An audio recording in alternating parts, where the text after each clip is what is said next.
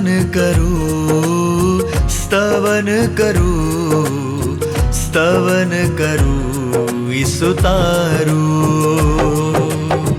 વચન સુણીને ગ્રહણ કરું સહુ, તેને પંથે ચાલું.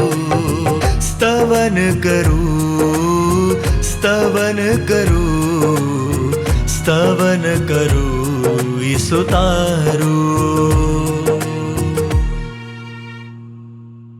કેમ છો મારા વાલા મિત્રો? પ્રેમી સલામ સાથે હું સ્તવન કાર્યક્રમમાં આપનું સ્વાગત કરું છું. મિત્રો, ગત કાર્યક્રમમાં આપણે જોઈ ગયા કે સ્ત્રીઓએ અને પુરુષોએ જાહેરમાં અને મંદિરમાં અને અન્ય સ્થળે બાહ્ય આકર્ષણથી દૂર રહીને પોતાના મન અને હૃદયને શુદ્ધ કરીને પ્રાર્થના કરવી જોઈએ. આજે આપણે અભ્યાસમાં આગળ વધતા 1 તિમોથીના 3 અધ્યાયની 1 થી 7 કલમો જોઈશું. મંડળીમાં આગેવાની આપનાર અધ્યક્ષ કે પાળકની લાયકાત શું હોવી જોઈએ, જેથી તેમની આગેવાની દ્વારા અન્ય લોકો પ્રભુના રાજ્યના ભાગીદાર બની શકે, તે વિશે આજે આપણે શીખીશું. તો ચાલો મિત્રો, આજના અભ્યાસમાં આગળ વધીએ.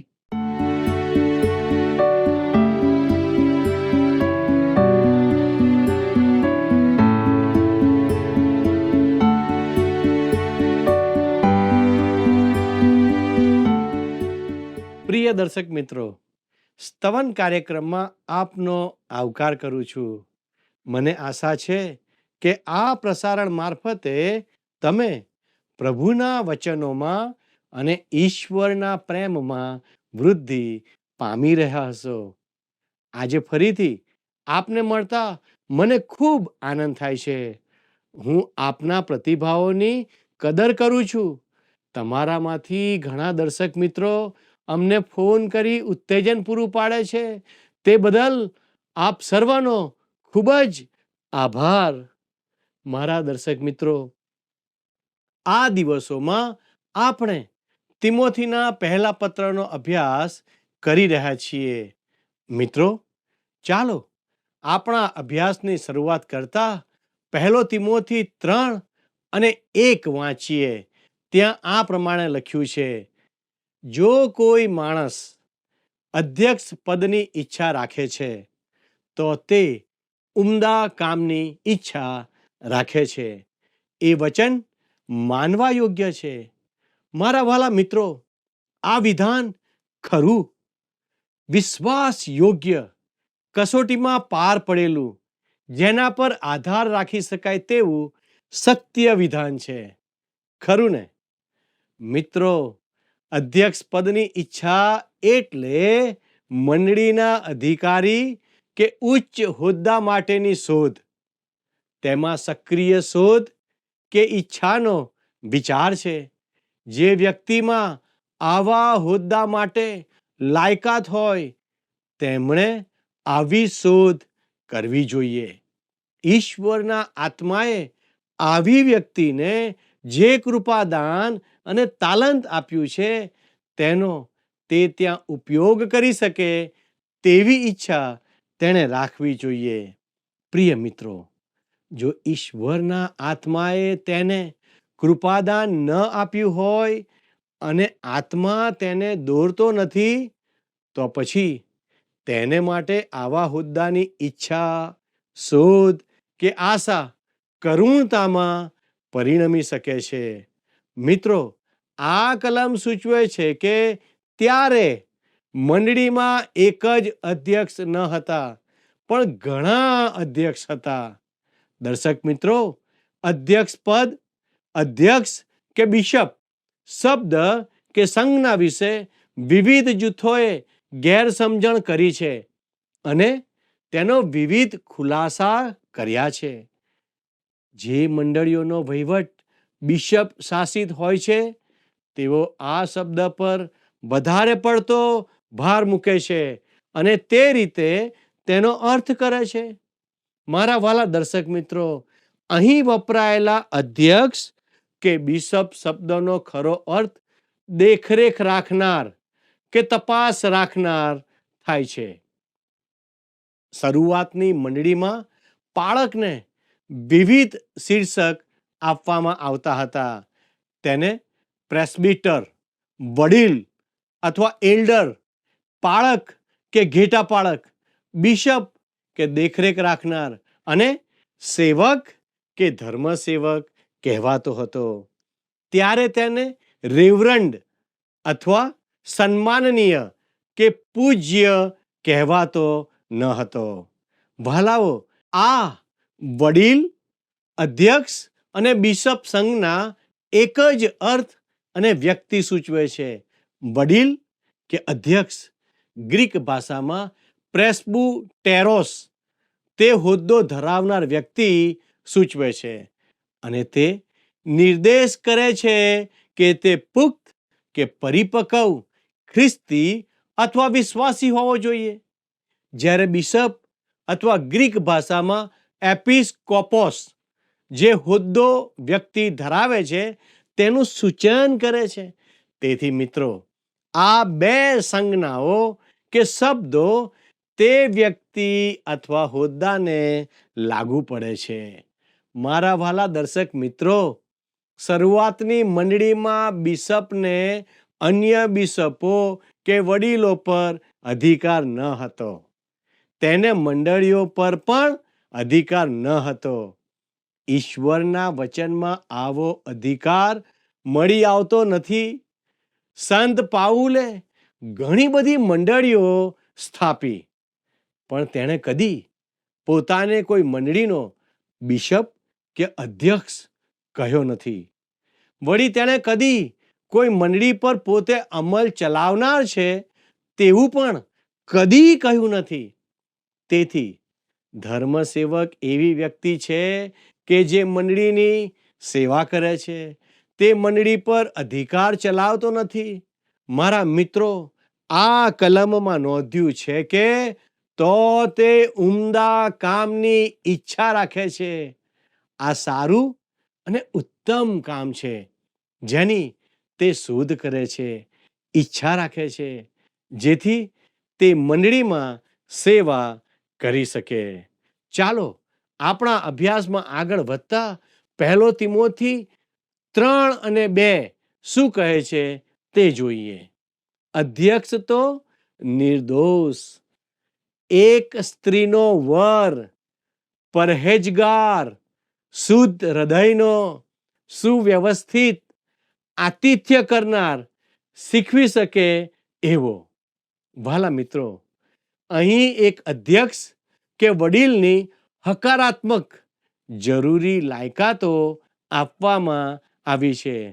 અધ્યક્ષ આવો હોવો જ જોઈએ. વહાલાઓ, નિર્દોષ.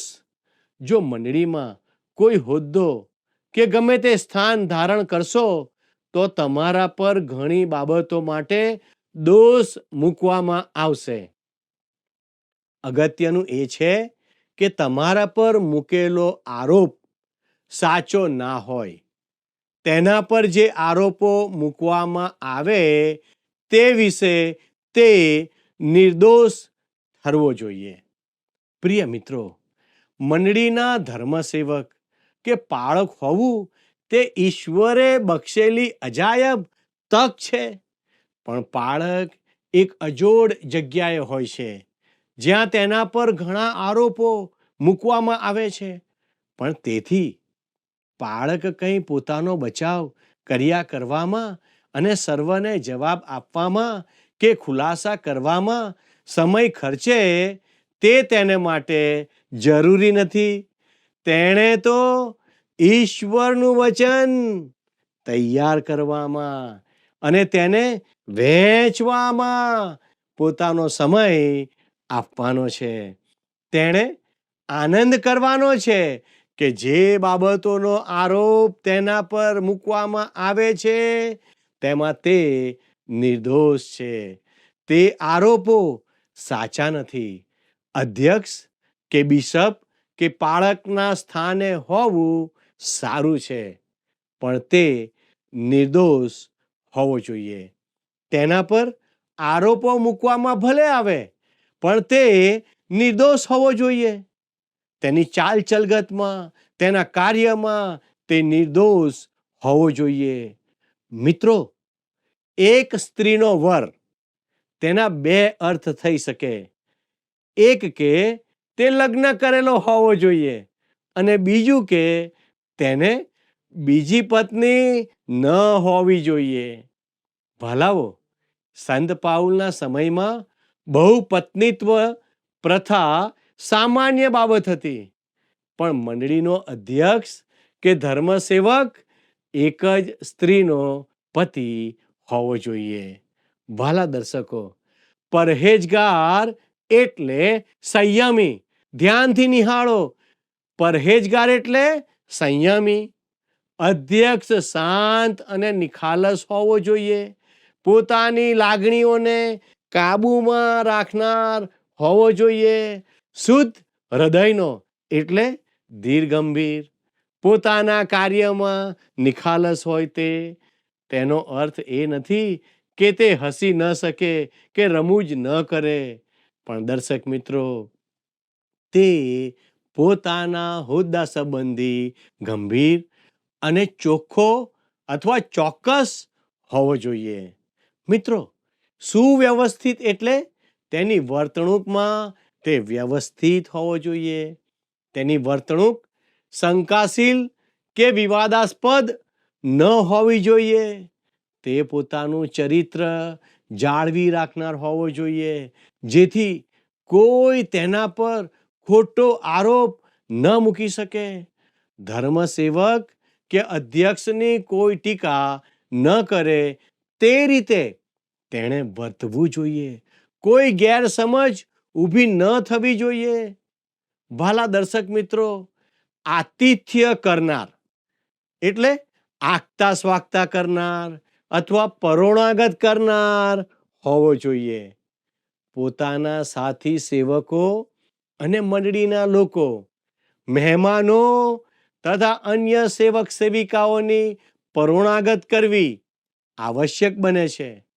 મુશ્કેલીમાં આવેલા, અજાણ્યા, મુલાકાતી કે જરૂરિયાતમંદ લોકોની વિવિધ સેવા અને મદદ ધર્મસેવકની સેવામાં આશીર્વાદો લાવે છે. વાલા મિત્રો, બીજાનું ભલું થાય છે. પરિણામે ધર્મસેવકને પણ આતિથ્ય, આગતા સ્વાગતા, વિવિધ મદદ અને ટેકો કરનાર મળી રહે છે. કેટલું અદ્ભુત! હવે આગળ સંત પાઉલ લખે છે, શીખવી શકે એવો. એનો અર્થ કે ઈશ્વરનું વચન, પવિત્ર ગ્રંથ બાઇબલ શીખવી શકે તે જ મંડળીનો અધ્યક્ષ કે ધર્મસેવક બની શકે. તેણે ખ્રિસ્તી સિદ્ધાંતોનો અભ્યાસ કરીને તેની પૂરતી સમજ પ્રાપ્ત કરેલી હોય તે આવશ્યક છે. વચન શીખવનાર હોવું તે અધ્યક્ષની મહત્વની લાક્ષણિકતા છે.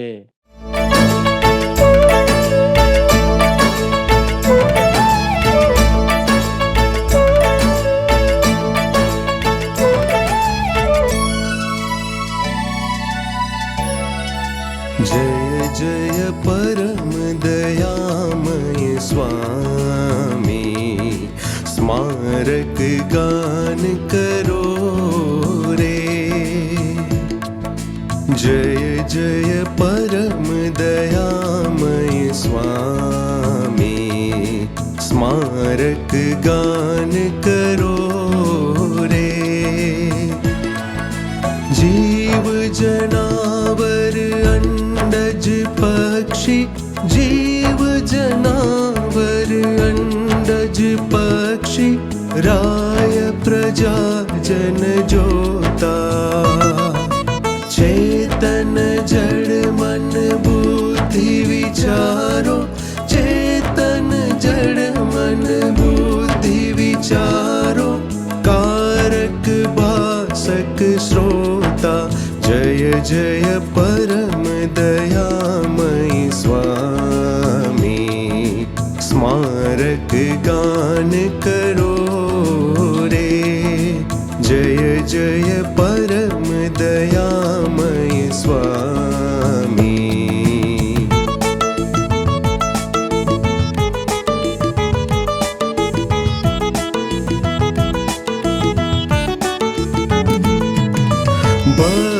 સમાજ નિરંતર તેને, ભક્ત સમાજ નિરંતર તેને, સાથ ભજો અનુરાગે.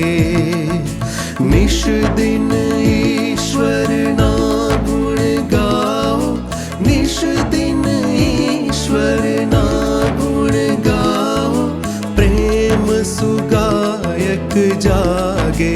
જય જય પરમ દયામય સ્વામી, સ્મારક ગાન કરો રે. જય જય પરમ દયામય સ્વામી.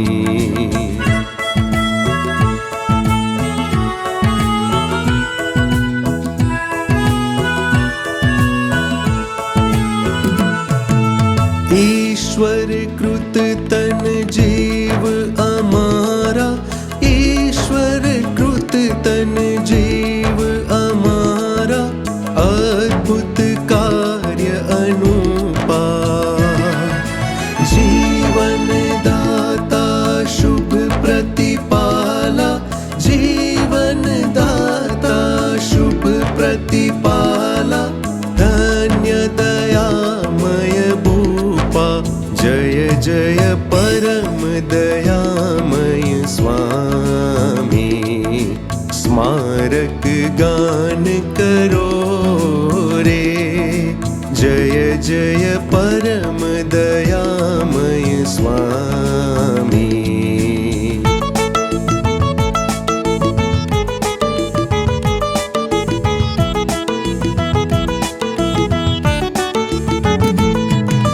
सहु जग जोग करे तुझ सेवा, सहु जग जोग करे तुझ सेवा, शुभ शुभ साध उठावी.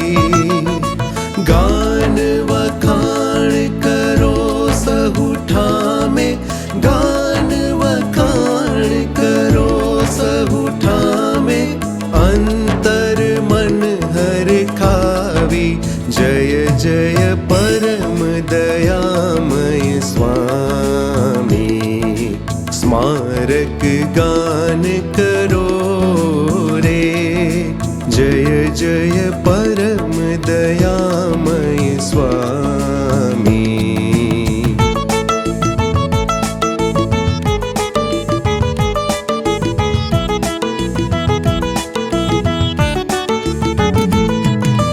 ભક્ત સમાજ નિરંતર તેને, ભક્ત સમાજ નિરંતર તેને, સાથ ભજો અનુરાગે. નિશ દિન ઈશ્વરના ગુણ ગાઓ, નિશ દિન ઈશ્વરના.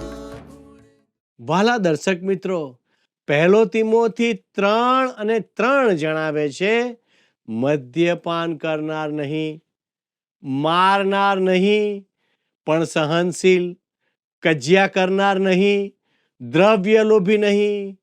વાલા દર્શક મિત્રો, હવે આપણે અધ્યક્ષમાં કઈ બાબતો ના હોવી જોઈએ તે જોઈશું.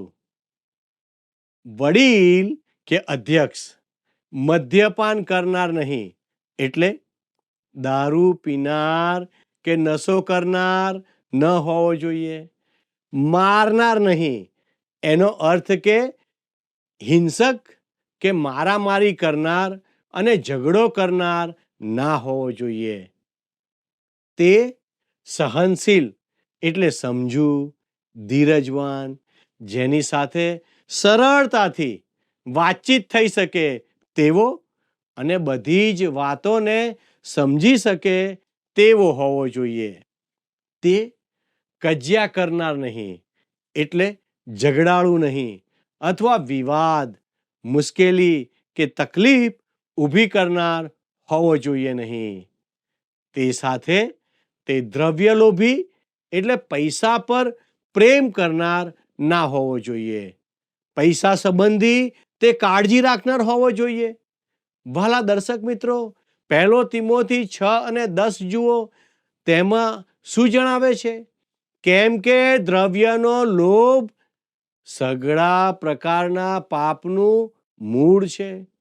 મિત્રો, મંડળીના નાણાં હોય કે પોતાના ઘરના નાણાં હોય, તમે તેની સાથે કેવો વ્યવહાર કરો છો તે અગત્યનું છે.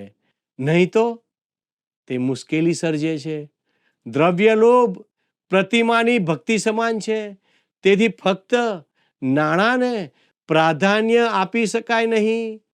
હવે મિત્રો, 1 તિમોથી 3:4 જણાવે છે કે પોતાના ઘરનાને સારી રીતે ચલાવનાર, પોતાના છોકરાને પૂર્ણ ગાંભીર્યથી આધીન રાખનાર એવો હોવો જોઈએ.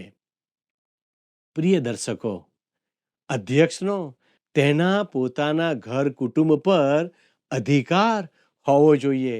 કૌટુંબિક શિસ્ત જળવાવી જોઈએ, પણ તેણે સરમુખત્યાર જેવા બનવાનું નથી.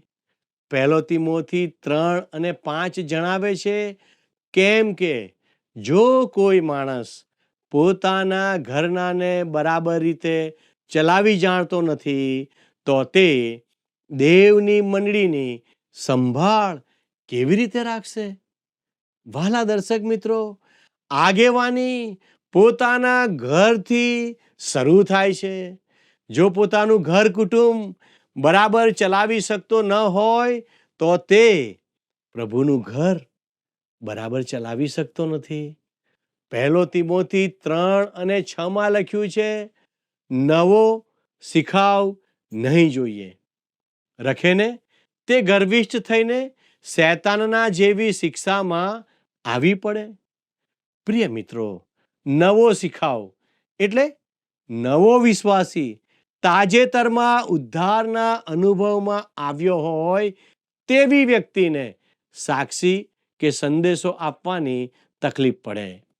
આ બાબતની મંડળીઓએ આજે કાળજી રાખવાની ખૂબ જ જરૂર છે.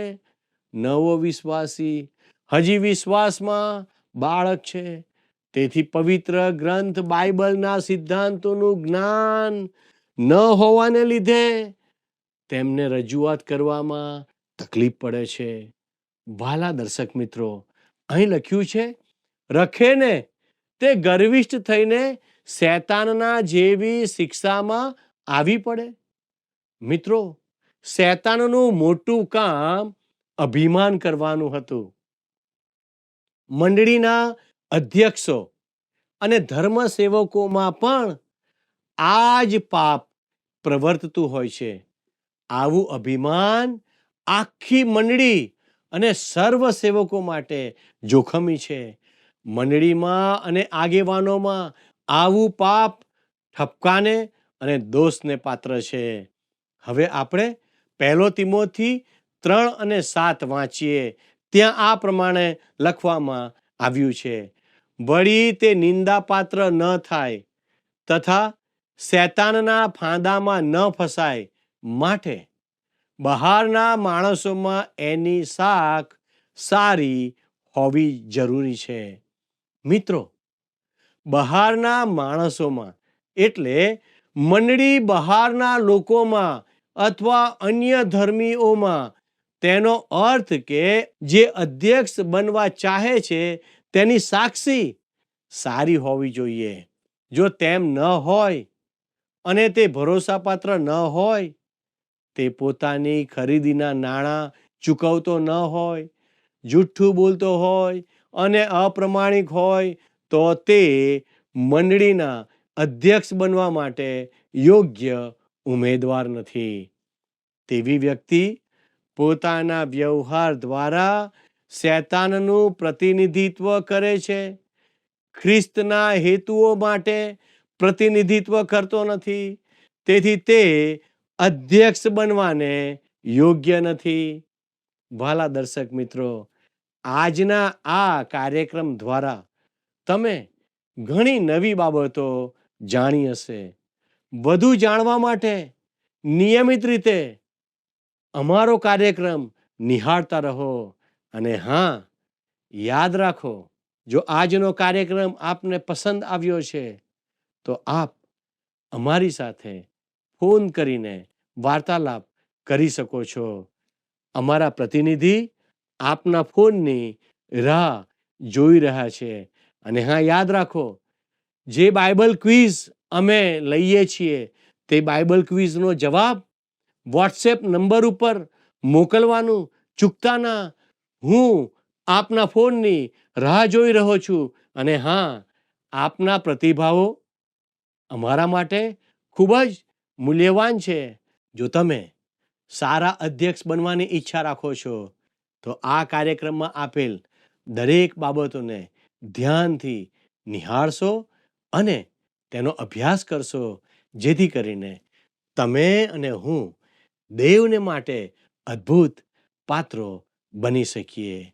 હું આશા રાખું છું કે આજનું પ્રસારણ આપને માટે આશીર્વાદિત બન્યું હશે. વારું મિત્રો, મારો સમય પૂરો થઈ રહ્યો છે. ઈશ્વર આપ સર્વની સંભાળ રાખે, એ જ મારી પ્રાર્થના છે. તો આવો કાર્યક્રમના અંતમાં પ્રાર્થના કરીએ.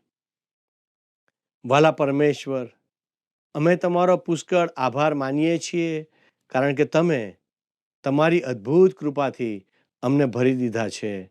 અને પવિત્ર દેવ, તમે અમને મદદ કરો કે અમે તમારા વિશ્વાસુ બાળકો બનીએ. પવિત્ર દેવ, તમે અમને નમ્ર બનાવો, તમે અમને સંયમી બનાવો, તમે અમને બીજાઓની આગતા સ્વાગતા કરનાર બનાવો, જેથી કરીને પ્રભુ તમારા રાજ્યની વૃદ્ધિ કરનારા બાળકો બની જઈએ. અમે તમારા હાથોમાં સોંપાઈએ છીએ.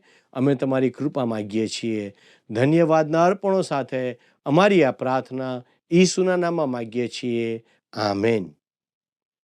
ઈશ્વર આપ સર્વની સાથે રહો અને આજનો દિવસ આપના માટે આશીર્વાદિત, મંગલમય અને શુભ રહો. એ જ પ્રાર્થના સાથે હું આપની વિદાય લઉં છું. આમેન. મિત્રો, આજે આપણે શીખ્યા કે મંડળીના આગેવાનો શુદ્ધ હૃદયના અને શુદ્ધ મનના હોવા જોઈએ. તેમના મનમાં આગેવાન તરીકે કોઈ પણ વ્યક્તિ માટે કડવાશ કે અણગમો ના હોવો જોઈએ, પણ તે દરેકની સાથે પ્રેમથી હળીમળીને રહેનાર અને લોકો મધ્યે સારી પ્રતિષ્ઠા ધારણ કરનાર હોવો જોઈએ. અને અગત્યની બાબત, તે ઈશ્વરને ખૂબ જ નજીકથી ઓળખનાર અથવા ઉદ્ધાર પામેલો હોવો જોઈએ. તો મિત્રો, જો તમે મંડળીના આગેવાન બનવા માંગો છો તો આજના પાઠમાં આપેલી બાબતોને ધ્યાનમાં રાખશો. હવે આજનો પ્રશ્ન આ પ્રમાણે છે. આજના પાઠ પ્રમાણે પરહેજગાર એટલે શું? એ સંયમી, બી લાગણીશીલ, સી વિશ્વાસી, ડી નમ્ર. મિત્રો, ગત પ્રશ્નનો જવાબ છે એ પુરુષોએ. વાલા મિત્રો, આજનું અમારું પ્રસારણ આપને માટે લાભદાયી બન્યું હોય તો અમને ચોક્કસ જણાવશો. અમારો ફોન નંબર છે 94 29 37 56 10, 9429375610. આપ અમને ફોન કરશો અથવા વોટ્સએપ મેસેજ કરશો. આભાર. શું તમને આ કાર્યક્રમ ગમ્યો? અત્યારે જ અમને મિસ કોલ કરો.